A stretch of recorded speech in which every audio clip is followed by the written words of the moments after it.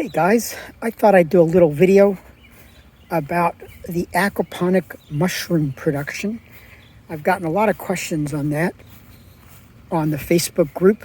That's OU812 Aquaponics on Facebook. Please remember to like and subscribe. So here is the greenhouse that's been operational now for 9 years. And let's take a look at the mushroom part of the greenhouse. So of course we got the plants and the fish over there. We've got an automatic fish feeder. All they got to do is shake this a little bit and they get fed. This is the aquaponic flood and drain grow bed. This one is oyster mushrooms. And then I've got another grow bed over here that is wine cap mushrooms. You can kind of see it colonizing in there. But this one is the star of the show right now. So give me a second while I unzip her. Okay. So this is a flood and drain grow bed with it's a little Martha greenhouse that I put on top of it. And as you can see, the bottom part is sealed off here. The system that I run is powered by air. And this air pump right here feeds this geyser pump powered filter that filters the water for the fish tank when I don't have any plants growing in the grow beds. So this is just a hard filter for the fish tank, but it's powered by air using this thing called a geyser pump, and you can see the air bubbling in here.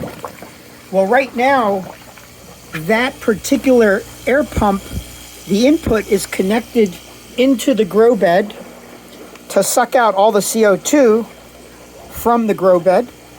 And I believe that and the flood and drain action of the grow bed is what makes this mycelium grow like crazy. You can look in there and see that it's just going insane in there. Now this was planted the same time as this conventional bag over here, which you can kind of see is almost fully colonized also. It's still got some spots left there. You can see some of the other ones are a little bit slower, but this is really the star of the show. This colonization is just off the hook. It's the same spawn ratio as was done in the bags. So this is a pretty good experiment showing that something about the aquaponic system is causing the mycelium to grow much, much faster. So anyways, that's all I have. Please remember to like and subscribe. We are going to be having a Kickstarter where we're going to be giving away a version of this greenhouse where you can put mushroom blocks on the top and microgreens on the bottom. Here's some of the microgreens that I was growing earlier. And that way you can grow mushrooms and microgreens at home.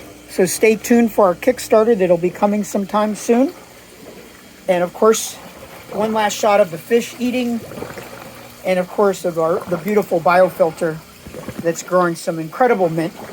You guys have a wonderful, wonderful weekend. And please like and subscribe.